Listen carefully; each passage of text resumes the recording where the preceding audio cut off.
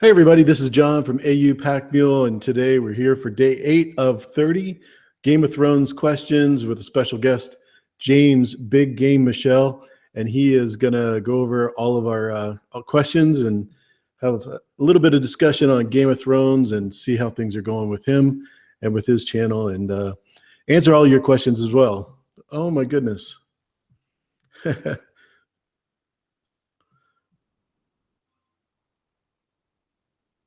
That's never happened before, James. Oh, it happens to the best of us. It happens every time. I don't know why. Anyways, because we're unprofessional, right? Yep. Would you like to say hi to everybody and let us know what's going on with you? Yeah, what's up, everybody? My name is James Buschell. I'm a part of the Hype Watch and also have my own channel. And I'm just happy to be here on Pack Mule's channel. Known him for a while now in the comments. I know he's always been a supporter of ours, so I thought it's always best to pay it forward, as they say. And I'm just happy to be here and hopefully answer some cool questions. Yeah, we're really grateful that you're here. Definitely followed you on just as a commenter, like you said, when we were watching other people's live streams, and always encourage you to start your own channel because you're always full of great information. So I'm glad that you started your own channel, and I'm glad you're part of the Hypes Watch because that's a great combination. As a matter of fact, I like the variety of subjects that you cover. Definitely not always Game of Thrones related, and that's really cool because it just gives us a flavor for what you like and how you approach Game of Thrones. I definitely have some different interests, that's for sure. If you do 100% Thrones, you'll get burnt out. That's just a fact of life, and I do love it. I do love A Song of Ice and Fire, but I definitely do have other interests as well. Yeah, definitely. As a matter of fact, you're right now going through top 10 movies for each decade, 70s, 80s, and 90s. You've got one scheduled, I think, for Saturday, the 20. What is that? Actually, yeah, it's actually this Sunday at 2 p.m. Eastern. We'll be doing our 90s list, which is actually my favorite decade of film. Not a lot of franchises, a lot more originality in the 90s, and I'm looking forward to doing that with my fellow Hypes Watch members, of course. Sure. Do you think the 90s part is your favorite because of the technology that had advanced? Technology advanced, and I think, so my first favorite film director of all time is Martin Scorsese. My second is Quentin Tarantino. So you got really good Quentin Tarantino films in the decade with Jackie Brown, Pulp Fiction, Reservoir Dogs. And then also it just seemed like their technology was increasing. There wasn't as much franchises going on. So it seemed to have more, I guess, original ideas, more creativity, you could say. And I think a lot of great movies in the 90s. For sure, for sure. That's pretty much it. Yeah. So speaking of different subjects, I kind of wanted to talk to you a little bit about the DC's League of Justice. The new trailer came out, and I know you're a comic fan as well. Don't you think if they could make trailers as good as they could make a movie, that there would be like blockbuster hits one after the other? Yeah, and I'm definitely not a DC hater. I actually like DC more than I like Marvel in terms of actual intellectual properties. Right, but not the movies, right? But the movies, it's clearly that Marvel is better at making the movies nowadays. That wasn't the case back then, back when Marvel was popping out like terrible Captain America movies in the 70s and the 90s and other terrible movies they were doing. And DC, had like Michael Keaton's Batman, and you had other great DC movies. But nowadays, it's just I haven't even watched the trailer because I don't want to watch the trailer because when I watched this, the reason why I haven't watched the trailer is because I watched the Suicide Squad trailer, got hyped up. I watched the Batman vs Superman trailers, got hyped up, and then those movies. Suicide Squad especially. I didn't hate Batman vs Superman as much as everyone else did, but I think Suicide Squad is like the worst movie I've seen in the last decade. So yeah, I don't want to like watch it, get hyped up, and then just watch it fall flat on its face. I don't want that. Yeah, I can't get over how those two movies, I mean, as good as the Dark Knight did and all of that, it just you really thought they had a lot of momentum, and they relatively did have a lot of momentum. So that's really cool. Yeah, and I just Suicide Squad. They ruined Joker. It was such a stupid movie with bad CGI, and I hated the main villain. I don't even want to think about it anymore. I actually have forgotten about it, so that's okay. But when I saw the trailer, I just, Jason Momoa is part of it, and it's just been a fantastic part of the trailer. So I can't imagine him doing a bad job. But So the trailer was good. Trailer was freaking awesome. I mean, like I said, if they could make a movie as good as the trailer, there's no way they could ever lose to Marvel, ever. I'm so out Zack of Snyder. I'm so out of our squirreling here because it was just that fun to talk about. So as we know, you are definitely a huge Stannis fan, and probably you may not know this, but I'm not a big Stannis fan. I'm not a team Stannis or Baratheon for that matter, but especially Stannis. But he does have the best team for me in Westeros in regards to the compilation, including Davos, of course, which we can't deny, right? Right, and for clarity, I'm not a House Baratheon fan. I hate Robert and I hate Renly Baratheon. I hate both of them. And when it comes to Stannis, I'm not. The reason why I'm a fan of Stannis is not because I think he's a good guy. I definitely think he's a great character. There are Stannis fans out there that actually believe that Stannis is Azor Ahai, and they actually believe that he can do no wrong. And those people are just blind to facts because that's not the case. I like Stannis because he's a nuanced character whose motivations, like Dan and Dave, they got his motivations completely wrong when they said that, in their little inside the HBO interviews or whatever, that he was motivated to get the throne. The throne wasn't what he's motivated for. What he's motivated for is to get out of his brother's shadow. And that's what he's motivated to do.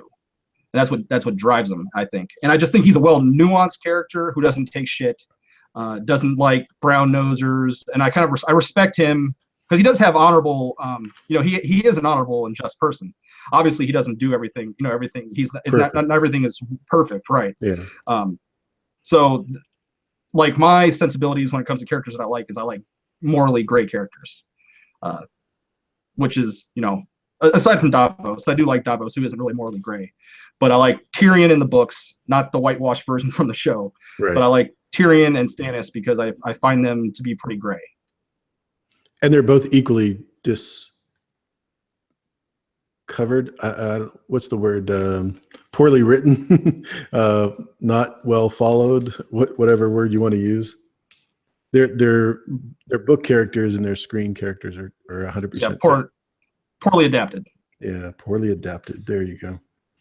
So speaking of the shadow, one of my bonus questions was, what do you think the significance of Proudwing is in the story? And if those of you who don't remember, Proudwing was a falcon, and I can't remember if it was a gear falcon or whatever, but never really flew very high and always was laughed at by Robert.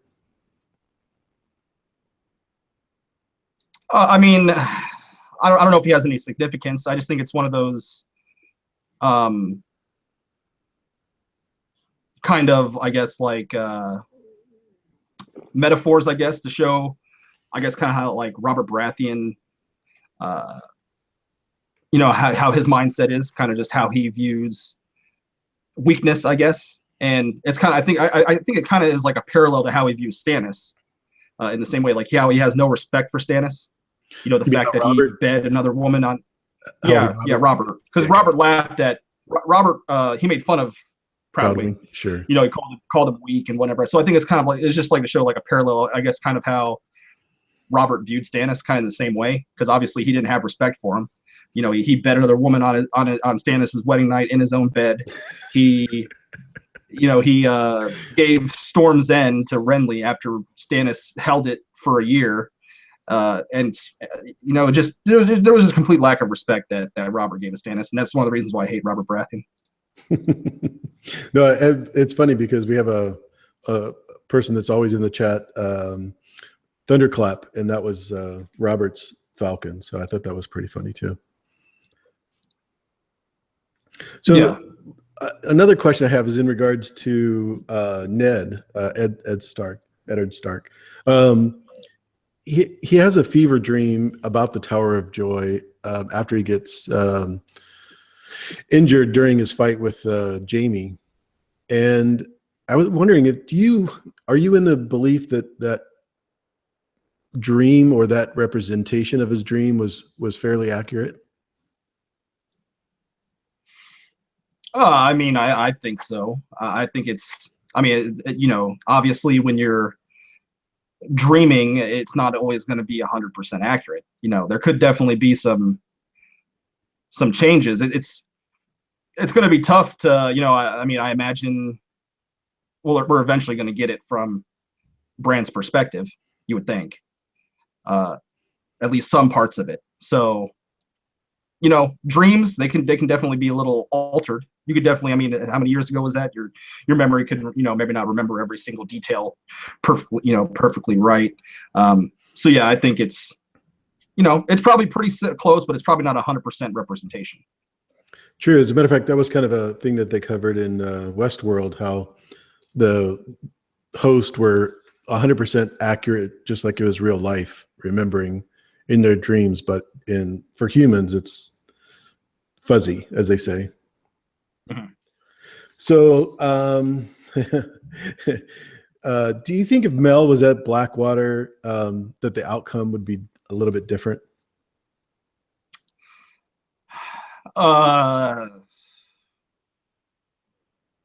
Probably. But obviously she couldn't be there for a reason. The story had to be propelled. It's like, what would have happened if Renly and Stannis would have joined forces? It's like George had to put these things in here to propel the story to not make it, right. Yeah, you had to put the hurdles in there for it not to be easy. This had to happen. If she would have been there, maybe she would have seen the wildfire gag happening, or that she would have known that the chain was there. Obviously you can't say with 100% certainty because it didn't happen, so we don't know what the end result would have been. But it probably would have turned out differently. But once again, Stannis isn't supposed to win. Yeah, being that she's a fire reader, I often think about her reading Wildfire and what that would be like, and seeing her and Davos stuck on the island together. That's why I don't think that would have been. I don't think that would have been good for her. Yeah, that would have been awkward, considering that was one of the first things he wanted to do as he came back. Yeah, I think she might have got strangled in her sleep. Well, maybe she would have seen it in the flames, though. I don't know. So obviously the Baratheons had a Maester Crescent, and Stannis had him at Dragonstone during his time there, and he was dismissed, obviously, prior to, in the books we're talking about, of course. Was that a mercy for him because of his age, or was that just because he wanted him out as a counselor? Yeah, I don't know. That was actually my first, because I read the books after season 2.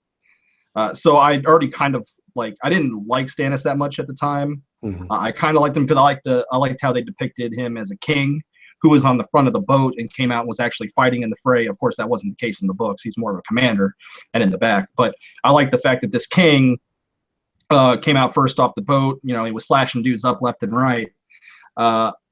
So, I liked him, but I didn't really like him as much as I do now. But yeah, so that first introduction to him in the book-wise, and at the time I thought he was, that move on Crescent was pretty douchey.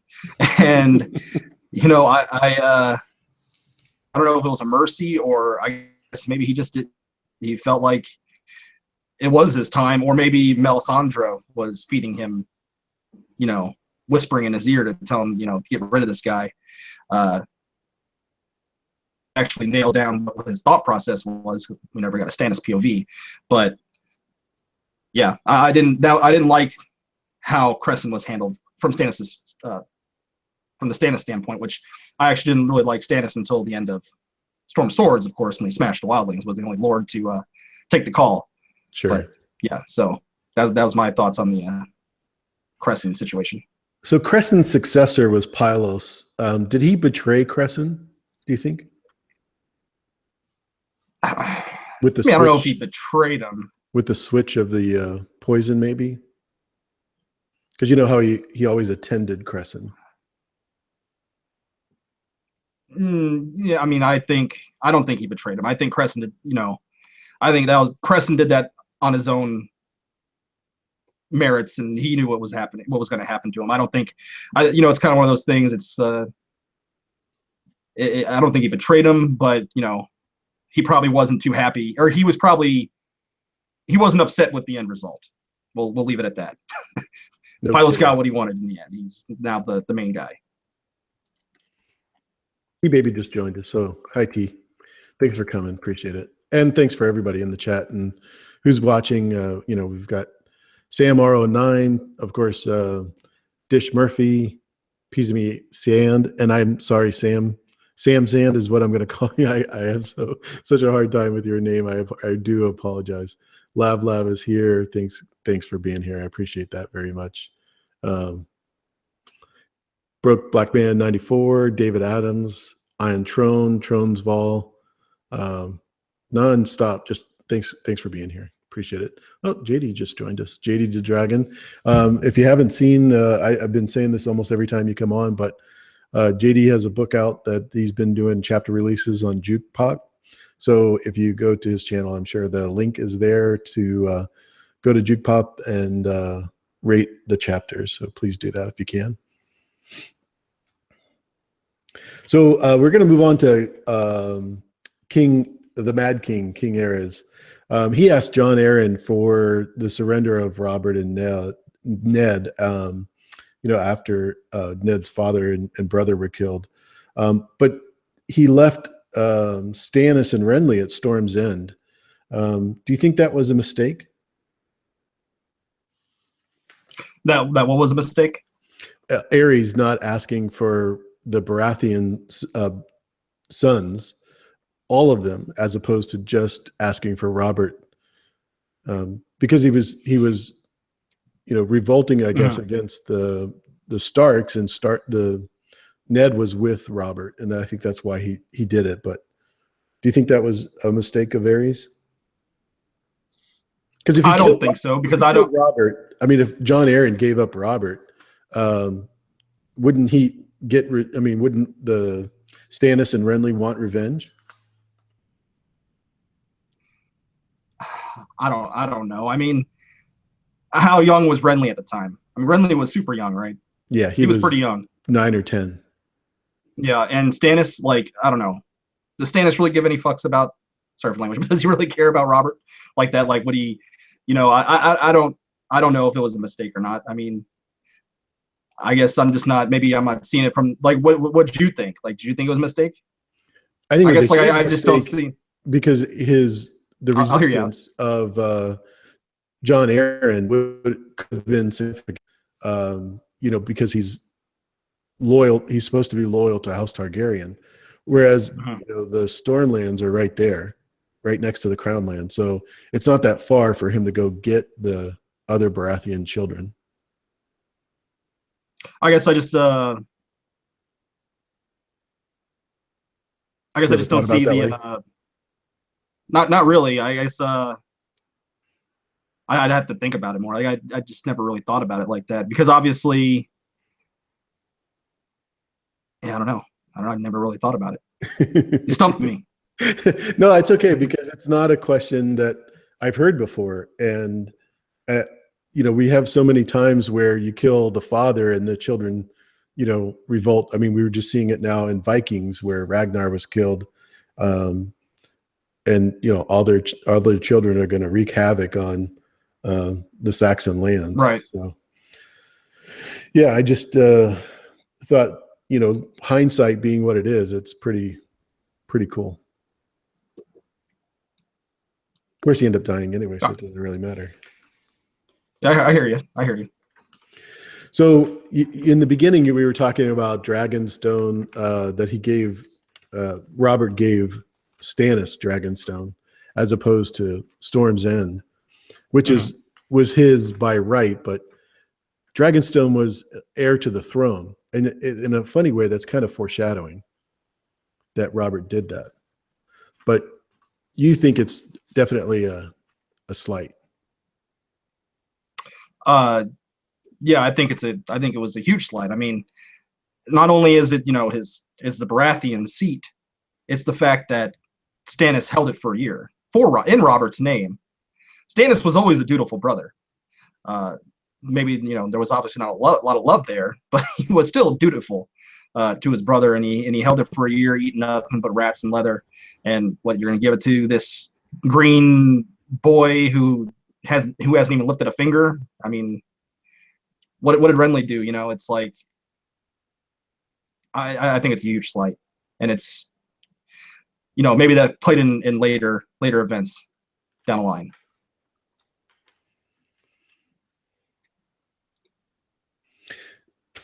So when I listened to your video in regards to what Dan and Dave should have done in regards to Stannis, I heard some compelling arguments there, but remind everyone what your thoughts are in regards to what they should have done in regards to how they portrayed Stannis. Because I think we both agree that Delaney was the perfect Stannis actor. I don't think anyone else could have played him any better. Yeah. First off, am I coming in a little laggy? A little bit, but not too much. Okay. It's spotty.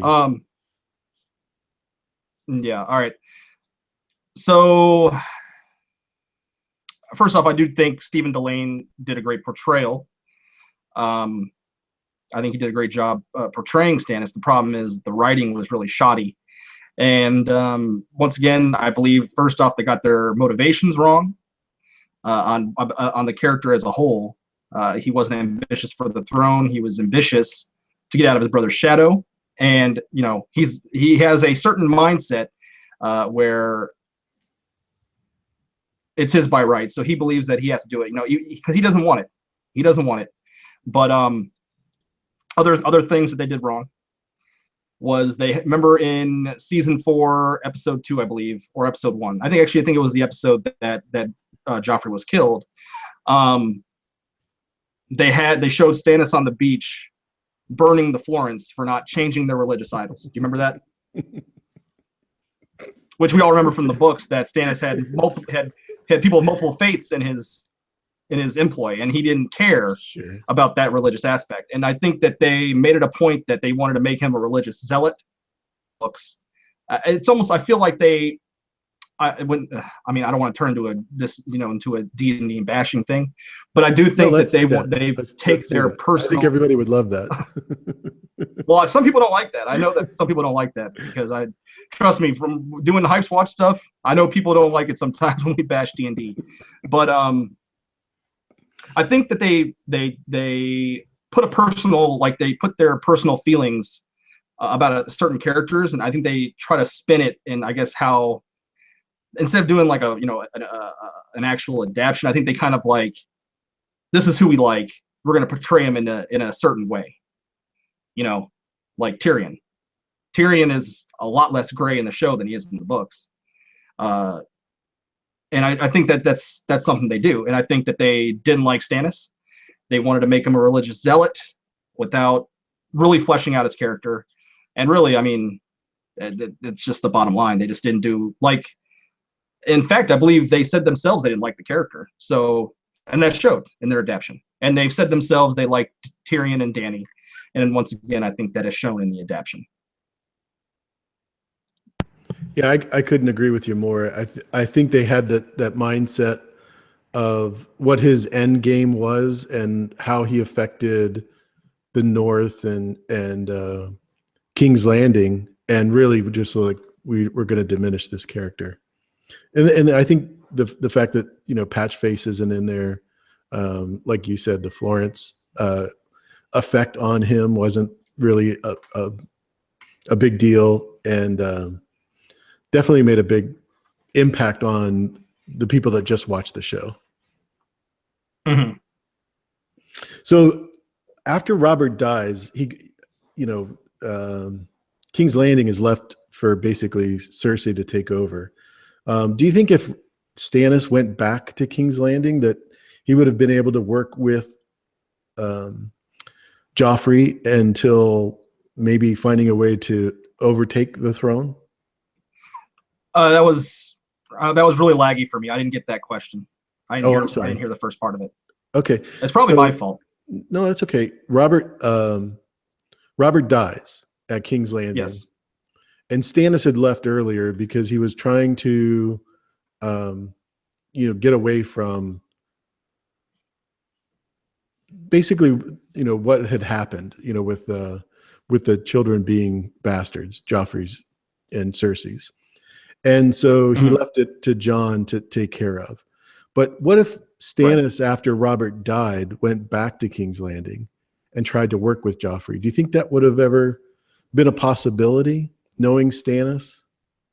No, because he knew the truth, or he had his mindset. So we know that Stannis is set in his ways. He wouldn't have, tried to, I guess, like play the game, I guess, and go the Peter Baelish route. He wouldn't have done that. Stannis is very honorable and just, set in his ways. Him and Jon Arryn found the evidence that they believe that they were bastards, which we all know is the fact, is the truth. And I don't think there would have been any other way that could have been resolved, other than Stannis probably getting killed if he went in there, because he would have made his accusations and then probably would have been killed. Yeah, I think you're right, because we always find out in the books that the reference of him being like iron, where he doesn't bend, he would break, right? Yeah, I mean, and there's also the question of why he left in the first place, or maybe he should have told Robert. And well, yeah, maybe he should have told Robert sooner. But one thing I'll say is, he also didn't know that Robert was going to die. That he didn't know that was going to happen. Well, he didn't know Jon was going to die either, right? Right. He didn't know they were going to die. Yeah. Well, I thought I'd have to look at the timeline again, because I thought he fled after Jon died, but I guess maybe it was before. Before, yeah. I'd have to go back and look at it at that. Yeah, because I from reading, I just assumed that he I got the impression, anyways, that he was going to let Jon tell Robert, because Robert was, this was during his trip to Winterfell. No, it couldn't have been that, because he died before he went to Winterfell. But that he was going to have Jon tell Robert, because it would have come from him a little better than his brother Stannis. Yeah, I mean, come on, would Robert really take, I think how much credence would he put on Stannis's word, with how much he, what regard he held Stannis in. Now, coming in from Jon Arryn's mouth, the man that he reveres, obviously, that would have had a lot more impact. Like he says in the crypts, even if Jon told him, he wouldn't necessarily believe, adhere to it with Jon. So, do you think Stannis was old enough at court when his father was the Hand? Do you think he would have recognized Arthur Dayne if he saw him later? One more time. It was too laggy. There must be something happening with my internet. So sorry, man. So obviously Stannis and Renly and Robert were at court when his dad was the Hand, because he had asked him to go find Aerys asked him to go find a bride for Rhaegar in Volantis. That's how the whole thing started, with him dying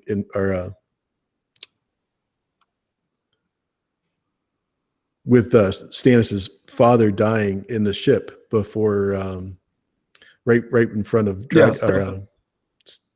Stefan Baratheon, Storm's End. So I'm just trying to figure out if, now that I think of it, he probably wasn't at court if he was at if he was at Storm's End, right? Because his dad was serving as Hand. Mm-hmm. But his sons weren't there. That's kind of strange. I'm just thinking about that now. Really, yeah. I mean, really, I don't think Stannis was at court much at all, ever. Yeah, that is kind of strange that his sons wouldn't be there, Stefan's sons, if he was serving as Hand. Yeah, Anyways, I was just thinking of the whole concept of, Mance being Arthur Dayne, Mance being Rhaegar. If he interacted with Mance later on, he probably would have been old enough to recognize him, I'm thinking. But as a child, you probably wouldn't have that much interaction with the Kingsguard. But I'm under the group that Mance is just Mance. Yeah. I agree. I don't see any evidence other than the cloak story, which I think is a total make-believe kind of a thing, to where his cloak was repaired and that's why he stayed at the Wildlings. I have not really heard that. I'd have to look into that. But when it comes to Mance, like, I actually think there was actually a little bit more evidence for Arthur Dayne to be Qhorin Halfhand, but I don't believe that either. But I think there's more evidence for that than there is for Mance. Yeah, just the reason why I'm getting around some of these questions is because I'm really thinking about Ned's story and how he destroyed the Tower of Joy and how his sister had the baby and all of the stories that he gives us. And he really doesn't have anyone other than Howland to back them up. There isn't any. So you're thinking there needs to be another person to back up the story? Yes, either that or something saying that he's Brooke Blackman just said he is cold hands.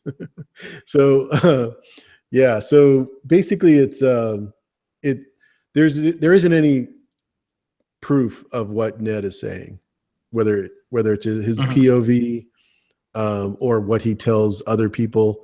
Obviously him hiding the truth from even Robert about John. He's not telling anybody about John. So it's just a very. Well, I mean, that's why we probably get it from Bran's perspective. So you don't have to have that other. You don't have to have that other thing. You know what I'm saying? No, I agree. I totally agree. Couldn't. Like I said, we've got to have some sort of confirmation, and hopefully we'll get it with Bran. But it's a strange way for you to get it. Yes, I was sitting at the weirwood tree and saw Pops. It's just kind of a weird thing. Yeah. So will Stannis? Do you think he will execute Theon Greyjoy in the dance? You mean in wins? Exactly. T-Wow. Yeah. No, I don't. I don't think that's going to end up happening. I think something is going to happen before that can actually happen. Because I do think more to go. I don't know. Obviously we can't draw any conclusions from the TV show. Because, how much that's diverted.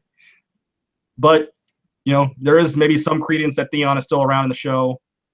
That he's not going to get executed in the books. I don't know if that's, probably not the best way to look at it, but I do think that maybe Theon has more to give than just to be executed by a weirwood tree. Well, it would definitely be a good ending for him. He's probably my second unfavorite character. So. Well, I mean, at this point, he wants to die anyway. But I just feel like maybe I don't know. Maybe there's going to be more of a redemption arc still left for him. But yeah, I don't know. You take any credence in the fact of what's happened on the TV show, the fact that he's still alive, and maybe that translates to something that's going to happen in the books.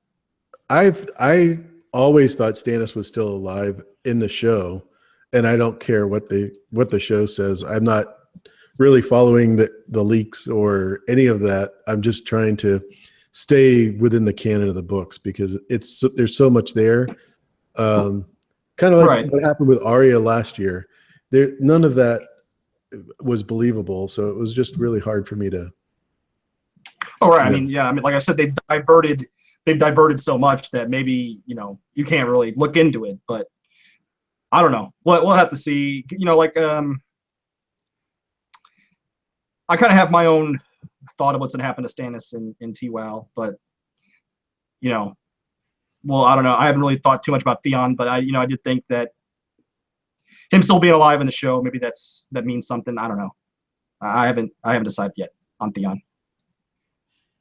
He's still ambiguous, huh? I actually I don't hate Theon. I think his chapters are kind of entertaining. I think he's got some good chapters, but if he dies, am I going to care? No, not really. I don't really care about him that much. I think he had some good chapters, but I don't really think about him too much. Very cool. So what are you looking forward to? Yeah, but his sorry. No, I was just gonna say his TWOW chapter, where we have Stannis, cutting his hand open and writing his signature in his blood is pretty badass. But yeah. No, I agree. What are you looking forward to for the TWOW actual book? What do I say that again? Once again, choppy, a little bit choppy. What are you looking forward to in the TWOW as far as what's actually in the book? Like storylines? Yeah. Well, obviously I love everything in the North, so I want to hear when we get some kind of. I want to see what happened with the Battle of Ice, particularly the Battle of Fire stuff. I mean, I don't care that much about the whole Dany thing. I don't really care about. I'm mostly just looking forward to what's going to happen in the North, and I want to know more about this whole Faceless Man situation in the Citadel. I'm hoping we get some kind of cool stuff with Sam in the Citadel, and maybe we learn what's going on with the Pate, or Jack and Gar's Pate in the Citadel. And I'm also looking forward to seeing what's going to be happening with Euron Greyjoy, because obviously I had my Forsaken analysis video, which did pretty good, and I put a lot of thought into what's going on with Euron in terms of the meta, his meta role and what's going on in all this. Yeah, I asked Don Willie yesterday what was his favorite TWOW chapter. So I'm going to assume that you're going to say Forsaken as well. Yeah, the Forsaken's been my favorite TWOW chapter. I didn't think it was going to be, because I don't really like the Greyjoys. I don't really like Damphair. Like, his chapters bored me to tears in A Feast for Crows, but that chapter had a lot to say of maybe what's going to happen in the future. So yeah, I love that chapter. So can you give me a top 5 characters of that we know obviously Stannis is one of them, but can you give us a top 5 real quick? Top 5 characters. Okay, so 1 is probably Tyrion. 2 is Davos. 3 is Stannis. 4 is actually Melisandre, not because I love the character or anything, but because I find her very what's the word I'm looking for? Interesting. I want to know what's going on with her. And I do think that in her own mind, she is doing what's right. Obviously, not everything she does is right or good, but I just find her to be a fascinating character. So that's why she's 4. It's not because I think she's a great person or anything, but I just find her fascinating. And 5 would probably be, it's sometimes I want to say Jaime, but then I think about how push Bran out the tower, drops him back down in my mind again. But I do think he's had a good redemption, kind of I do like his chapters, and he's had a good redemptive arc. But it's weird. It's maybe like a small character. Like I really like Donald Noy a lot. I really thought it was egregious that he wasn't on the show. One, because I thought that the show did a terrible job with the Night's Watch, because the fact that like only 5 people ever talked in the Night's Watch, and like you didn't care that any of that's the reason why they had to kill Grin and Pep in the end of season 4, because you had to have some emotional deaths, and they never built up any other Night's Watch characters, so we got to kill off these 2 guys. So I do think that I do like Donald Noy a lot. I think he was a great character. He didn't. He wasn't in it very much, but I did like Donald Noy a lot. So I'll put him at 5. That's an interesting pick for all the characters in this story. Yeah, it's weird because I think that's a testament to him that he can stand out among the thousands of characters in the book. And for some reason, even though he's a useless character, I always remember Giles Rosby too. I think it's because I was always annoyed reading about all of his coughing. He was pretty useless, and he's not a good character or anything, but he stands out too for some reason in terms of minor characters. Yeah, for sure. Roy Dotrice does that so well. It's like, oh my gosh, I'm gonna gag just listening to him cough. Yeah. I don't know if you. Yeah, Giles Rosby, when he died, I wasn't shedding any tears, but So is your favorite way to get the story? Is it through the books on CD or tape or audio, or do you like to read it actually? I like to read it, mainly because I feel like when I try to do the audiobooks, it's a little too the pace is too slow. I guess I'm impatient, and I just want to, I want to read it. I did like it. It was pretty good when I had the book out while listening to the audiobook congruently. Thought that was a good way to do it. But generally, I just read it. I do like to go back and listen to some of the big chapters, because I wanted to get that different perspective of, reading, of hearing those dramatic moments.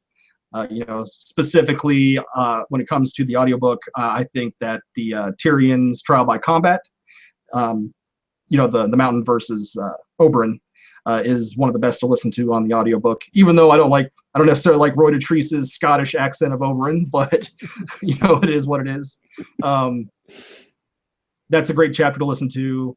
I also really liked listening to the slaying of Tywin Lannister on the audiobook, but for the most part, I just read it. But I do like to listen to the big moments on the audiobook. Very cool. Well, I'm all out of questions. You went through all 10 really quick. I'm very impressed. So, do you have any questions for me? I don't have any. Well, maybe in a second, but I did want to say, because T asked, she wanted me to reveal kind of like what I thought was going to happen with Stannis in the books. And don't you? I actually never did a video on what I think is going to happen. So this is a Pack Mule exclusive, I guess. 2 in a row. Well, I was going to do a video, but I'm just so busy. I can't really do a lot of like actual edited videos or whatever. But I actually do think that Stannis is going to win the Battle of Ice, and I'm calling my shot here, and I think that Stannis is going to be the epilogue of TWOW. And of course, we all know about prologues and epilogues, what that means for the character. And I think we finally get to get Stannis' POV in the epilogue, which means I do think he's going to die in the epilogue. And people say, how can Stannis burn Shireen when he's at the wall and they're at the Night Fort? Or he's marching towards Winterfell and they're at the Night Fort. Well, it's a long book. It's a long book, and time is going to elapse in the book, obviously. And so I do think that by the time the beginning of the book happens and by the time the epilogue is going to happen, that they're gonna get back together. And I think it's going to be at Winterfell after they take it. And I believe that after either the wall falls down or the others find a way to bypass the wall. And I do believe that they are going to be surrounding Winterfell, and that this is the moment when they say this is the moment we have to burn Shireen to wake the Stone Dragon to fight the others. And it's at this moment where obviously we know that the story is a tragedy. We know that Stannis' arc is going to end in tragedy, and the burning doesn't work, obviously. In terms of waking a Stone Dragon, maybe it works in another way. Maybe someone else opens their eyes at the end of the chapter. I don't know. But I do believe that Stannis dies and Mel dies, and they bring Mel back as the Night's Queen, as said by Tony Teflon. His video that he came out where he said that he believes that Mel's going to be the Night's Queen, and I believe that's how it's going to happen after they have taken the others have washed over Winterfell. They're all Team Dragonstone is dead. Well, aside from Davos, because I don't think Davos will be there. And then Mel gets resurrected by the others as the Night's Queen. It's funny you said that, because I was actually thinking that it's going to be Arya as the Night's Queen. That she's the blue version of Mel. I've never really thought that, but maybe. But this is, obviously this is my. So that's. Yeah, I mean, this is obviously just my kind of half-baked thought process that I think that could happen. So. Very true. And it'll be a tragic event. It's going to be tragic when Shireen gets burnt. And people say they don't think Stannis will do it, but I mean, this is endgame stakes. This isn't like the show where he burns Shireen to change the weather. This is the others are coming. This is a last resort, because obviously he just wouldn't, out of the whim, burn his heir when he tells Justin Massey, to fight on my name for my heir. Right. But just a thought. Maybe it's a little crazy. I don't really delve into the tinfoil too much, but no. The reason I was thinking about that is because George definitely has a heart for Arya and Tyrion and Jon, and the original story was Jon and Arya were romantic, and this way, it's kind of like the most bittersweet way that the story could end is if Arya, dies and becomes the Night's Queen. That's just my. Yeah, I mean, who knows? We're just we're just kind of speculating here, but throwing up softballs. Yeah. One thing I always harken back to, and it's the thing that Tony pointed out, was the official blue Mel that George sanctioned back in the day. Exactly. That's always been in the back of my mind on how Mel could be the Night's Queen, but we'll just have to see. But really, honestly, I don't know. I don't completely know where Arya's arc is going, so I've never made that connection. But who knows? Because Arya's arc has always been a mystery to me, like what her end game plans are. Exactly. Yeah. Why would they make her go through this faceless training, et cetera, assassination? All the Rocky training series, all I don't know. I've kind of always thought her arc kind of resembles, I guess, the Batman arc, training with the League of Shadows, and then giving him the middle finger when it comes to time when she learns what they're truly about.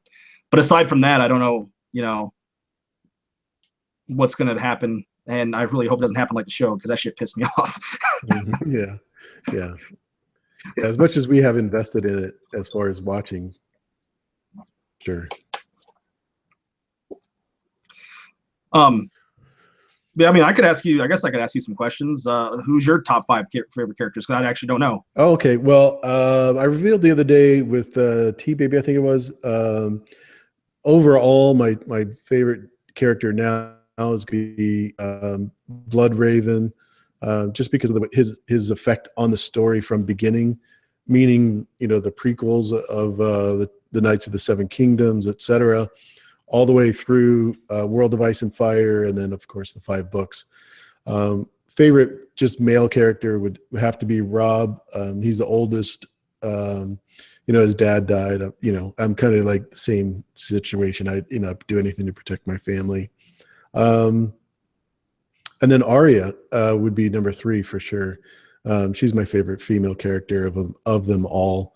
If we're talking about show, I would have to put Roz in there, number 4. Just like that character, even though she's not in the books, she does a great service to D&D and transitioning them from Winterfell to King's Landing. Really does a great job there. And then for the fifth person is Oberyn Martell. I just think he's a great character in the books, but when Pedro Pascal played him, it just elevated his character, to the nth degree. So honorable mention would have to be Khal Drogo. So that would be the only other person that I would put in. Mm-hmm.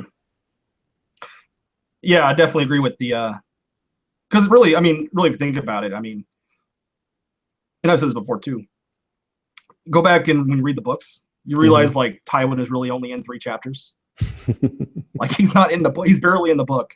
Yet Charles Dance, I guess he just had, he had so much gravitas that they had to have him in a lot. But really, when you go back and read the books, he's maybe only has dialogue in like 3 or 4 chapters. Like it's pretty crazy. And like I've always said before, Bronn has had more screen time than Stannis.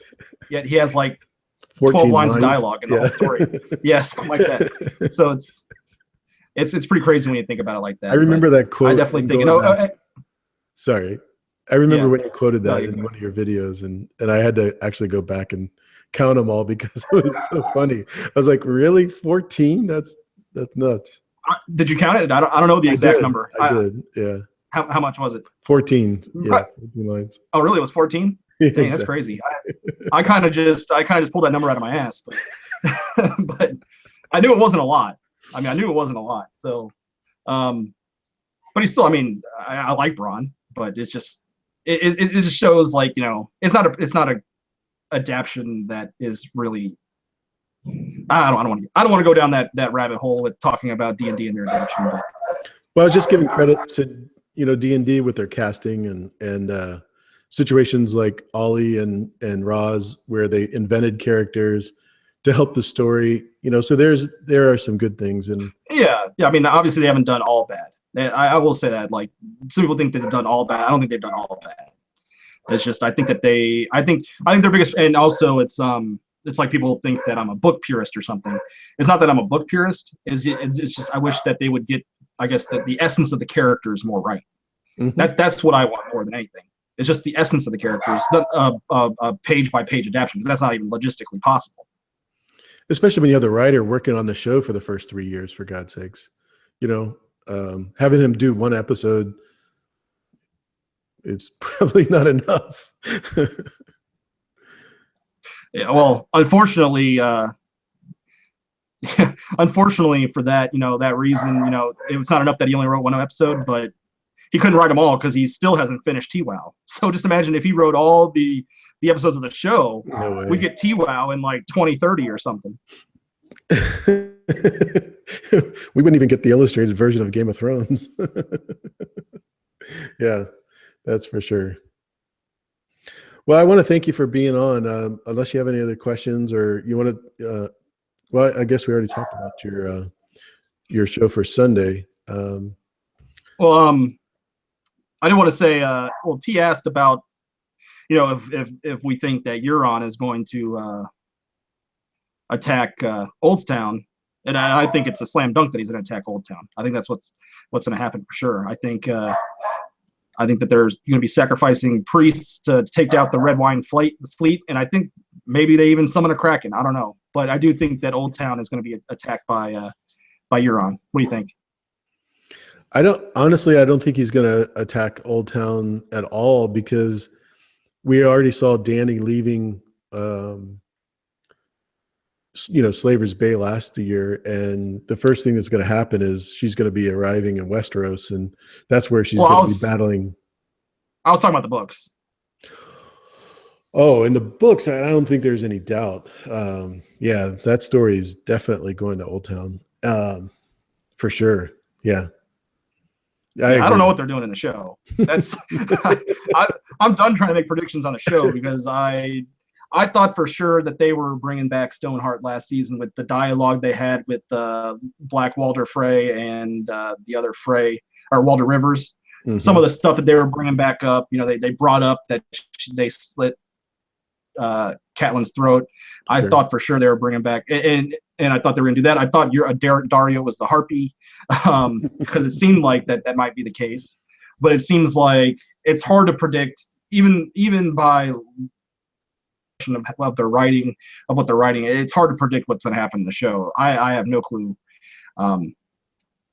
what's going to happen in the show. So yeah, I'm done making predictions for the show. Smart. It keeps you from driving yourself crazy. Plexi asked, looking like an idiot. No, I agree. Yeah. No, honestly, the predictions on the show are hard to nail down.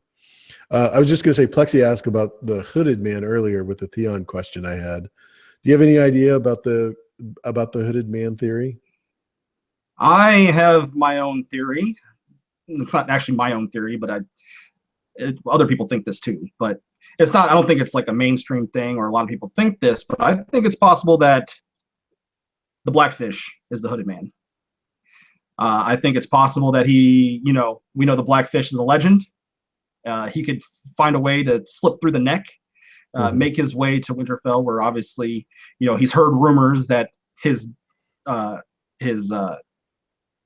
is it? Would be his grandniece,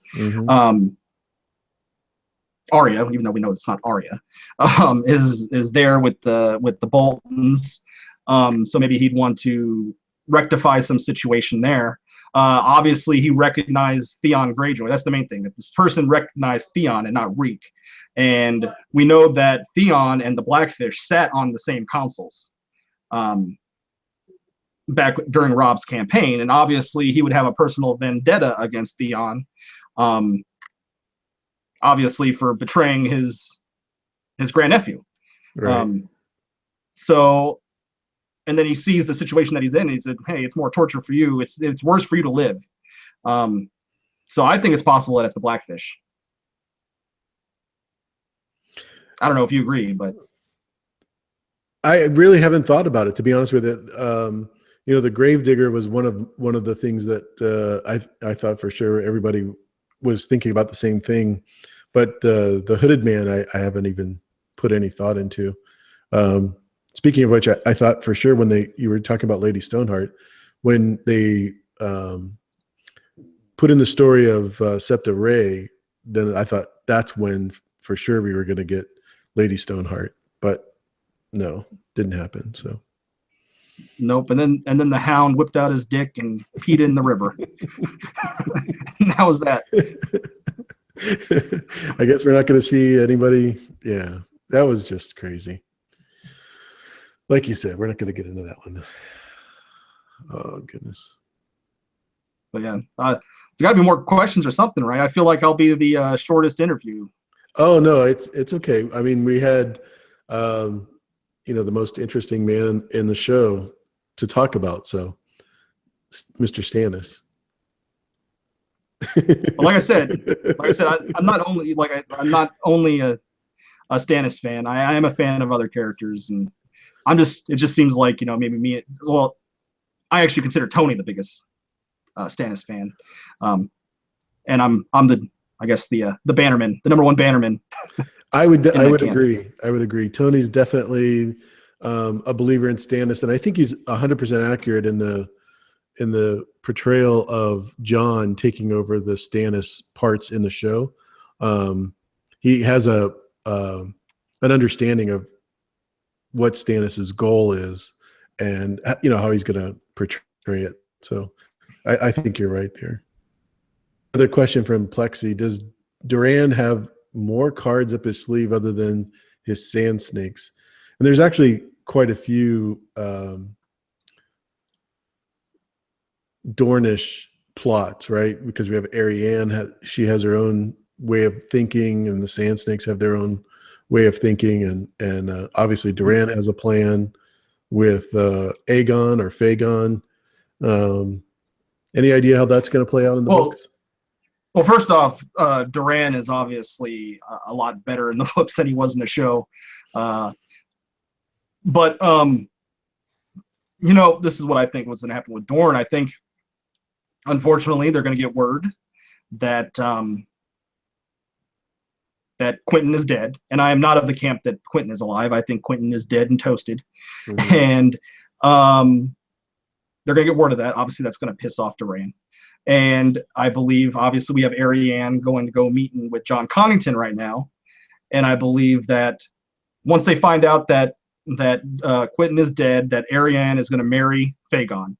And that's the route they're going to go. They're going to throw in their lot with Fagon, and that probably won't end up good for Dorne. You know, obviously, when Dany comes, we're going to have Dance of the Dragons 2.0, and I don't think it's an end well for Dorne. But I think that's the route that Dorne is going. I don't know if you agree with that, but that's kind of what I think. It's certainly indicated so far, and I don't know if you're in agreement with me, but I think Illyrio's son is Fagon. Oh yeah, I do think that. Obviously, I don't think Fagon is really. I think Fagon is Fagon. So, I don't think he's really Fagon. Yeah, but I do think that Dorne is going to throw in their lot with them, make the alliance with Arianne and Fagon, and then it's all going to go to shit eventually because Dany's going to win. Just what's going to happen. So Sam Sand asked if you think Jon's parentage will be known by everyone or just a few. I think eventually it'll be known by a large amount of people. Can't say everyone. That's too many people. But I do think that eventually it's going to have to be known that that he is. I believe he's Azor Ahai. I know some people believe that he's really, not the kin of Rhaegar and Lyanna, and that he's actually what have I heard? Ashara Dane and anybody? Brendan Stark. But yeah, and then he's actually the Sword of the Morning. But like I analyzed the narrative, and I went back and I looked at A Search of Ice and Fire.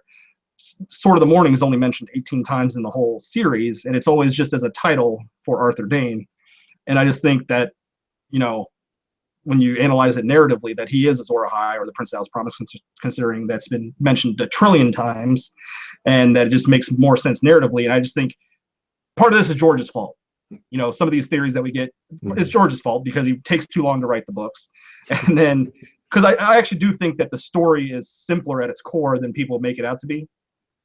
Not saying, obviously it's a great story, but I do think that in the end, he still has to cater to casual fans that just, read his book once, and not the people that read it like 100 times. So it still has to be a coherent story for that individual. And I just think that narratively speaking, when you analyze it, that he's going to be Azor Ahai. And then I think that everyone's going to know. The dire wolves are out. Yeah, they're crazy. So Sam R09 always asks about Val, or actually I shouldn't say always, but she's brought it up a couple times, and diligent in asking this question. So why is Val so focused on? I don't think she's more important. So why is she so important in the story so far? What's her end game? I just think that she's kind of, I guess, like the key to the wildlings, I guess. Because, I don't think, some people think that her and Jon are going to hook up. And when you analyze the House of the Undying prophecy, and in the Bride of Fire section, where, of course, we had Khal Drogo as the horse running along the plains with the midnight sky or whatever. And then you have the corpse smiling sadly on the prow of the ship, which I believe is going to be Euron personified. Because I think that prow is actually the damp hair who's dead, and Euron uses as a dead ship ornament because Euron is crazy, and I think Euron is going to use Dragonbinder as leverage and force her to marry him, and then eventually, obviously we know that Euron's going to die eventually, and then I believe that the last part of the Bride of Fire is the blue rose and the chink of ice in a wall, and that's of course representative of Jon, I believe. So I do think that Dany and Jon will get together, and not Val and Jon. What Val, I think Val is just a cool character, just a cool minor character that, she has moxie, she has spunk, She's a woman that doesn't need a man. I think that's just, she's just a cool character. And I think that's essentially the gist of it. Like, I don't think she has this super important arc. But there are probably 30 or 40 characters like her that, Nimble Dick, Pig Boy, just tons of them. Arya Hotar, just tons of them that are super important in the story, but when you back up a little bit, they get really fuzzy. Wouldn't you agree? Mm-hmm. Yeah, like I said, it's like, I don't think that she's the foundation of the picture. She's just a little bit of a color in the background to make the story pop as a whole. I guess that's a metaphor, that I could use. She's not, I guess, a foundational. She doesn't have foundational importance. Is essentially what I'm saying. Now I understand why Sam's asking that question, especially to you, because Stannis feels like she is important. Right. Well, I think Stannis thinks that she's important for political reasons. To get the wildlings get the wildlings in the fold. That's why I think Stannis thinks she's important. And that's pretty much about it. I just think political reasons. That's true. He is thinking more politically, and that's one of the reasons why he goes north of the wall, right? To help his people, regardless of whether he's on the throne or not. But what did he say? Well, he what was the quote that he said that he thought that he needed to win the throne to win the people, but he needs to win the people to win the throne first. Perfectly. Perfect. No, I agree 100%. Until he got to Winterfell. That was the only problem. Yeah, like I said, I'm looking forward to the Battle of Ice. Like the whole Pink Letter situation, because obviously these, people say, like, how could that happen? Obviously, and how could he be dead? How could Pink Letter be real? And we know the Stannis alive in Tiwal. Well, of course, that these are staggered timelines, and we don't know exactly when we saw him in Tiwal, exactly, when that's occurring in Dance. So I don't know. The Pink Letter, I guess. What do you think of the Pink Letter? Do you think that it is just black and white? What's his name? Ramsay wrote it, or do you believe in some of these other theories? Well, it's funny. I follow Elio Garcia and Linda and Thompson from Westeros.org, and they were like dead set. This is definitely a Ramsay. This is the way he talks. If it's a little bit different, it's because other people write for him. But I am following Tony on this one, and just have to say that, he had access to the wax because of the Maester, Stannis, that is, right, when he captured him. So there was, a way that he did it, and Stannis isn't, the trickster, but he's certainly not stupid. He knows how to, work people. And that's how he worked with Davos. I'm not going to let you go, but I'm not going to kill you for what you did. So I think the way he does things is different than what we expect. So yeah, the Pink Letter, it's hard to say. I did think Stannis wrote it, but the freaking show made me think things differently, and I wish I shouldn't. I know I shouldn't, because it's so obviously so off base. But yeah, like maybe Ramsay did write the Pink Letter, and I don't think Ramsay would lie. He's not really politically savvy either himself. Mm-mm. I don't believe so anyway. Yeah, he has no real, other than getting a name, he has no real ambition. Right. Ramsay. So, yeah, I don't know. I'm looking forward to the Battle of Ice. That's my number one concern in TWOW, and hopefully it ends good for me. But I mean, obviously, I know in the end that Stannis is going to die. I'm looking forward to mostly seeing how Cersei dies. Yeah, I don't know if it's gonna happen in TWOW. You think it's gonna happen in TWOW? I hope so. That's why I go to church on Sunday, is to pray for that. So you don't think TWOW is gonna end with her sitting on the Iron Throne and getting ready to lead everyone? And wouldn't that be a shame? Seriously, that would just be a dirty, rotten shame. yeah, I mean, I kind of think, like, I don't know if she's gonna die in TWOW. Like, I kind of feel like, I don't know, that we need to see Casterly Rock, and maybe she loses her trial somehow and has to escape through a back door with Qyburn or something. But yeah, I don't know. I don't know what's going to happen with Cersei, but I mean, obviously, the prophecy is what it is. She's going to die eventually. She's going to get choked out. I just think that maybe that will happen at Casterly Rock, by the twin that came out on her feet at their birthplace, choking her out at Casterly Rock. I don't know. I feel like there's some symbolism to that, some poetic justice or something.